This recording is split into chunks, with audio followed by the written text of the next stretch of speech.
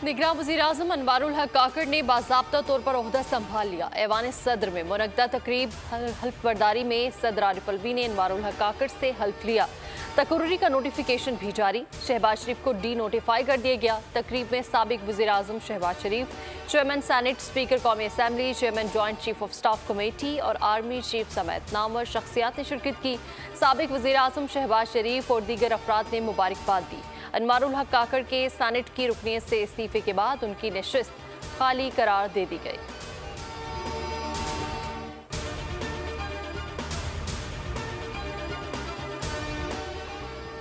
पाकिस्तान के बेहतरीन मुस्तकबिल के लिए पुरुम्मीद है। Army chief general Asim Munir की निगरान वज़ीर-ए-आज़म अनवारुल हक काकड़ की हल्फ बर्दारी की तकरीब के बाद गुफ्तगू। कहा, मुल्क वसाइल से मालामाल है, मायूसी नहीं फैलानी चाहिए।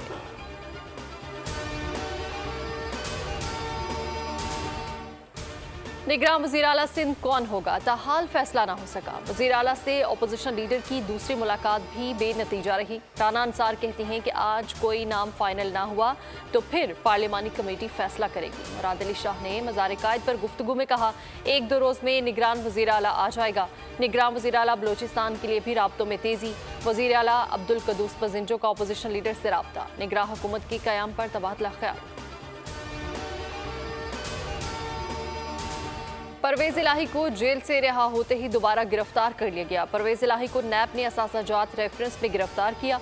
नैब लाहौर की टीम परवेज़ इलाही को अडियाला जेल से लेकर सेशन कोर्ट रावलपिंडी पहुंची। अदालत ने 1 रोज़ा राहदारी रिमांड मंजूर कर लिया। नैब टीम परवेज़ इलाही को लेकर लाहौर जाएगी। साबिक वज़ीर आला पंजाब को नज़रबंदी की मुद्दत मुकम्मल होने के बाद अडियाला जेल से रिहा किया गया था। कौम को आज़ादी का 76वां जश्न मुबारक हो। दिन का आगाज़ वफाकी और सूबाई दारुल हुकूमतों में तोपों की सलामी से हुआ। सूबाई दारुल हुकूमतों में 21, इस्लामाबाद में 31 तोपों की सलामी दी गई। मसाजिद में मुल्की इस्तेहकाम और उम्मत मुसलमान के इत्तेहाद के लिए खुसूसी दुआएं। सदर आरिफ अलवी ने कन्वेंशन सेंटर में सब्ज़ हिलाली परचम लहराया। मज़ार कायद और मज़ार इकबाल पर गार्ड्स की तब्दीली की पुरवकार तकरीब हुई।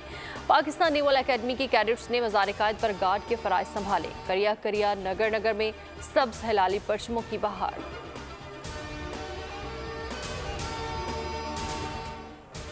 तीनों मुसल्लह अफवाज के सरबराहान की कौम को आज़ादी की मुबारकबाद। ISPR ने पैगाम में कहा कि आज़ादी का दिन हमें अनगिनत कुर्बानियों की याद दिलाता है। ये दिन खुद मुख्तार वतन के लिए दी गई कुर्बानियों की याद दिलाता है। मुल्क के दिफा की खातिर सपूतों ने जानों का नजराना पेश किया।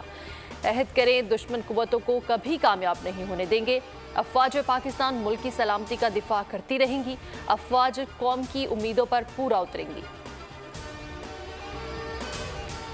दुनिया की दूसरी बड़ी चोटी K2 के 20 कैंप पर दुनिया का सबसे बड़ा कौमी परचम लहराने का आलमी रिकॉर्ड। पाक फौज की तरफ से 250 फुट लंबा कौमी परचम लहराया गया। सबसे बड़ा परचम, सबसे बुलंद ग्लेशियर लहराने का ये रिकॉर्ड पाक फौज के शहीदों, गाजी और सियाचिन के महाज पर वतन की हिफाजत करने वालों के नाम किया गया।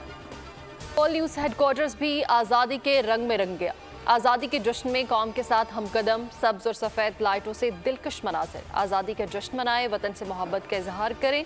14 अगस्त की मुनासबत से अपनी सेल्फी या वीडियोस हमें 0337031037 पर इरसाल करें।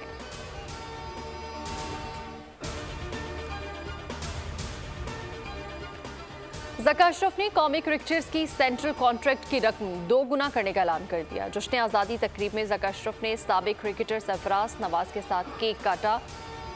खिताब में ज़का अशरफ का कहना था कि हम वेमेन क्रिकेटर्स के सेंट्रल कॉन्ट्रैक्ट की रकम में भी इजाफा कर रहे हैं। डोमेस्टिक क्रिकेटर्स को भी सेंट्रल कॉन्ट्रैक्ट दिए जा रहे हैं।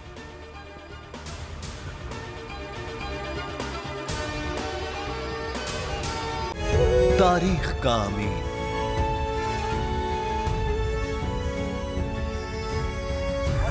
आजादी की अलामत,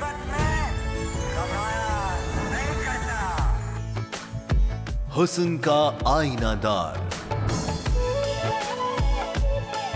फिक्रो नजरिए की अक्कास, सरफराजी का गवाह, यानी हम सबका निगहबान पाकिस्तान।